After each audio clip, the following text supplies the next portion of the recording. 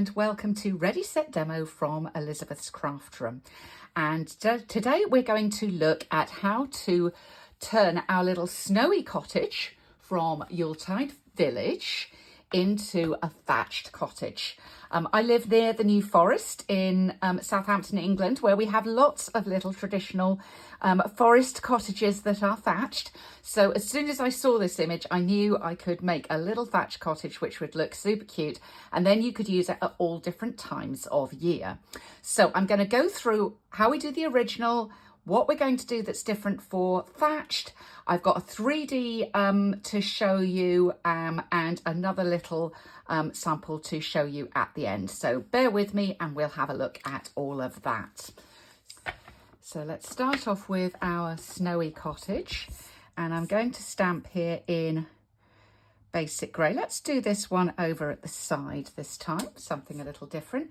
And I think perhaps this time I will also do a little tree that is also from that Yuletide Village stamp set. Now you can see my snow has some little lines underneath. They're not completely joined. So I'm going to take a marker in the same colour that I've stamped in, which is basic grey. If you were doing black, just any black marker will do.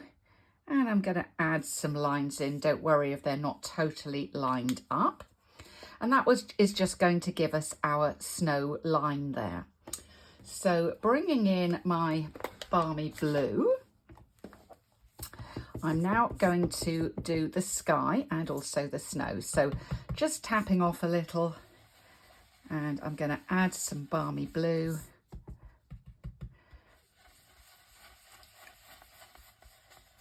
Absolutely love my glass mat for this. And then I can just give it a clean up, make sure there's no blue left there. So I'm just doing a little hint of blue, really, rather than anything very much. But then I will grab my snow and then add some snow around the edge of my cottage. If you do it in quite a random way, so not all in the same direction. This snow stamp, by the way, also comes from the Yuletide Village. Now, can you see I've got a little gap here, and I could do with some snow being in there, but I don't want to double up my snow there. So all I'm going to do is take a little scrap of paper, lay that over, and now I can come in from above and just put those little images in. There's a couple there I want to do on the edge as well. And so we've got our snow on there. Okay, so I'm going to use, this is a light balmy blue marker, and I'm going to go along, not a marker, a blend, Stampin' Blend, and I'm going to go along the snow line there. Something else that you can do is to outline your other items. So in this case, my house and my tree. And I just think it tends to make them pop. And certainly if you're doing a white something like snow, a blue outline can really help. Can you see how that pops now off the page? You don't need to be super accurate. Try and go around the lines, but don't worry about what's happening on the outside. Just go gently around with your blend. And it, as I say, it can really make it pop. Okay, let's now make it look snowy. And actually, to make it look snowy, we're going to add some darker colours. And what I've got here is the dark pecan pie, or pecan pie, depending on how you say that. I've always said pecan, but I think in the States you say pecan. Tell me in the comments below how you say pecan. So a little line just around the edge. So that's kind of underneath the roof. I'm also going to do a windowsill there, and then I'm going to put my own windowsills in because these don't have them, but I like the look of the windowsill. I think it makes it pop a bit. There's a tiny little bow on the front door. I'm going to do that in, I think this is Poppy. Yeah, I'm going to do that in Poppy Parade, and I am using one of our old style markers on the little point there to do it. And let's do the door in, what have we got? Should we do a light old olive? Pop the door in olive.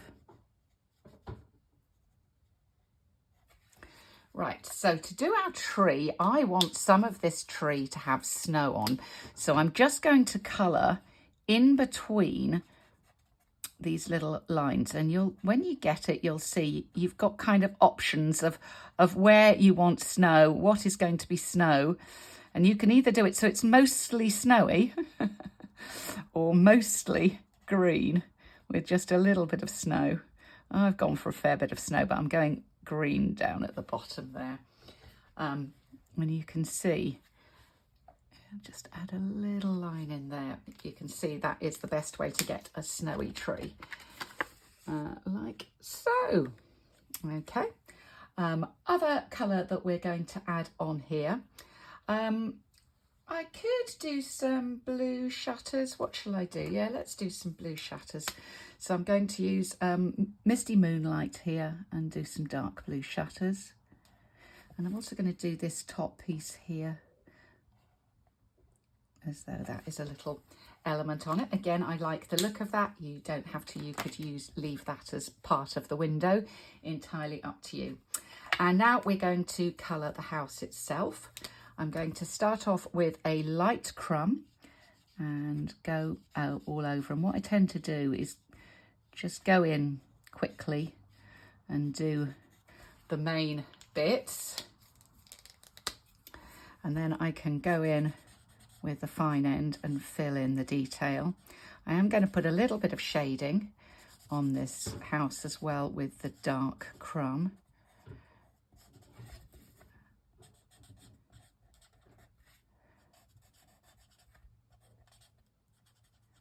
And then do some blending. So I'm not worrying if I'm missing some bits, because I will come in and do that again.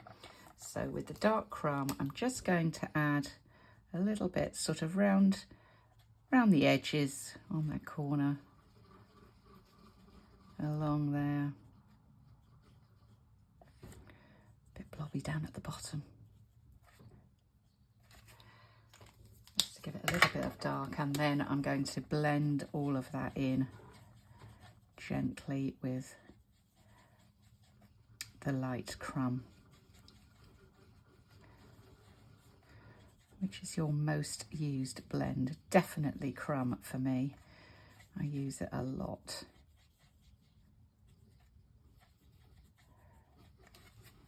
There we go. And to finish, let's have a greeting. And I'm going to use Spirit of the Season. This comes from Merriest Trees. And let's use Misty Moonlight.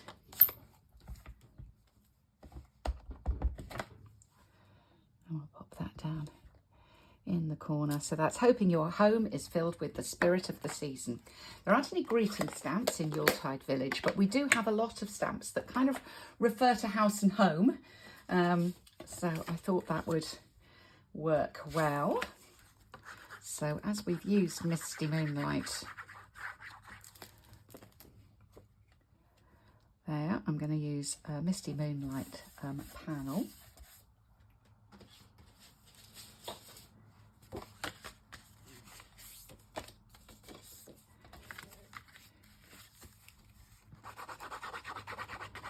And then a top layer here.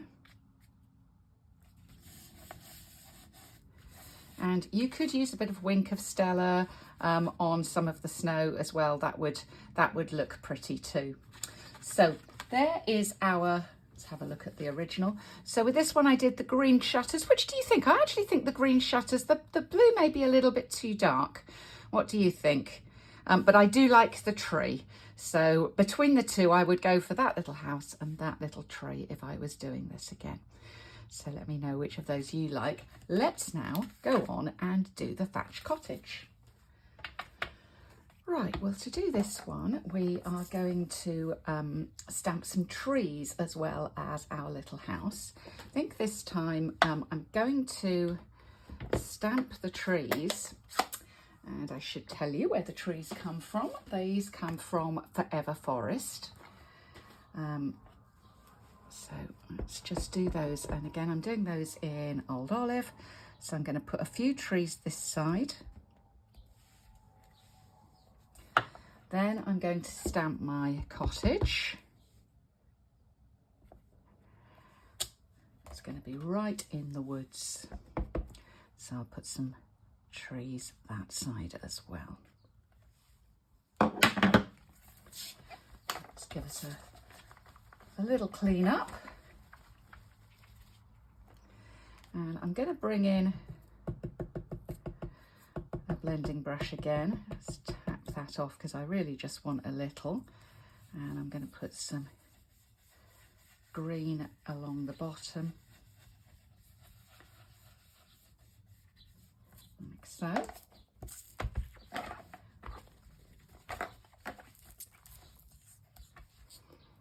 And I've got some little green on the top. Don't do that with your cloth. And then what I'm going to do is to reinstate that line again. So we've got the line there coming from the house. And we're just going to put a little line around there. I'm just thinking I want a little bit more green right under the house. There we go. So there's our little cottage. So let's have a go with this and make it into a thatch. So I'm going to start off with a light Daffodil Delight here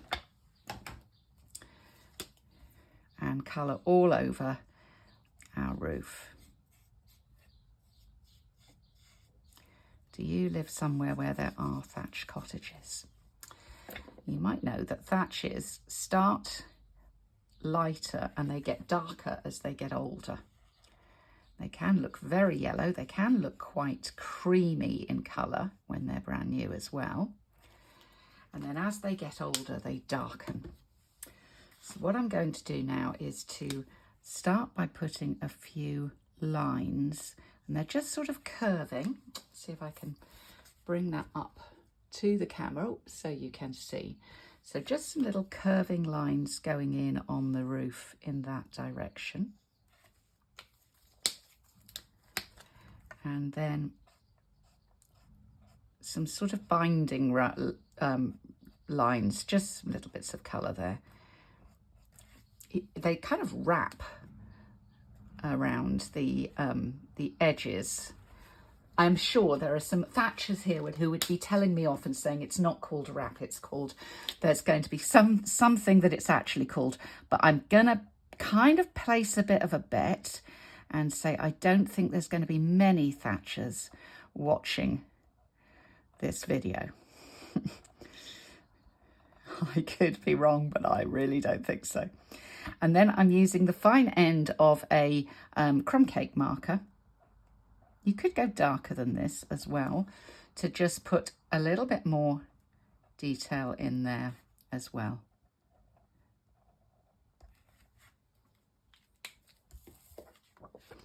Can you see how that looks? And it just gives that impression of thatch.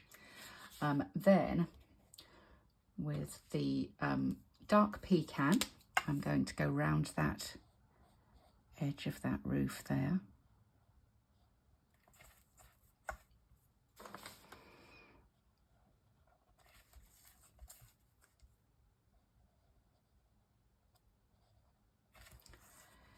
I'm going to do my windowsills in light misty moonlight, and again I'm putting those in because I just do like them. I will do the bow on the door in orange this time. It looks kind of a bit less festive, and then with the light balmy blue,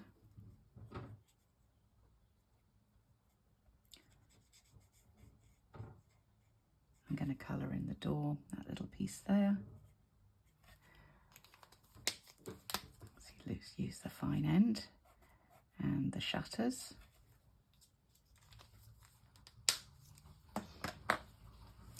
And the cottage, you could really colour any colour. It could be a white cottage, it could be a grey cottage. I'm actually going to colour a little bit of petal pink onto this cottage. I think the last one I did differently, but see what you think. I think I need a new petal pink, another one that gets used quite a lot. There we go, so a little petal pink cottage. And then we'll take our blending brush, not even re-inking that, I think there's enough on there. We'll cover over that little blob of green, be some mystery green sky. And there we go, there's our little cottage. You could also add in a little bit of grass. So for the greeting on this one, I'm going to put wishing you a beautiful day, which is actually from the Beach Day stamps. And make sure that's fully inked. And I'll pop that down at the bottom. We'll layer that up onto some balmy blue.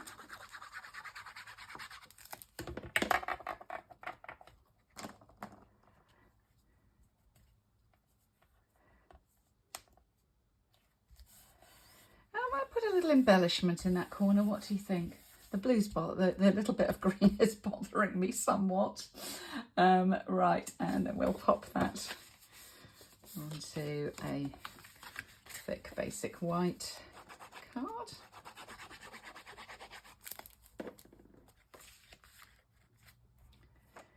And there we have our snowy cottage. Becomes a thatched cottage in the woods. So what do you like out of that one? Do you prefer the petal pink, or do you prefer the darker colour? I could do with a bit of more blending, I think, on that one. I might go back and give that a little bit more blending. Should we do that now? There you are, that looks a little bit gentler. So see what you think of that one. And I did promise you there was something else to look at. So let me show you that one. This is a little 3D that I have done, a little fancy fold snow globe card. We've got window sheet in there, and we've got our church at the back, but using a lot of the same colouring options. Also in this stamp set is this little brick wall, and I'll come back on another day and show you a way for using that in a regular card rather than a 3D, but I've put that along the front. If you want all the instructions for this and another 9 fancy folds, I have a class at Ready Set Demo, and also linked down below if you're watching on YouTube, of 10 fancy folds cards for the festive season, or because they're fancy folds, they can be used at any time. So go and have a little look at that class if that is something that might interest you. I do hope you've enjoyed this video. If you have, please do give me a like and tell me what you learned below, or what you like below, or if there's something else that you would like to see with these goodies. Leave me a message and I'll see what I can do. Thanks for visiting Ready Set Demo today. See you soon. Bye.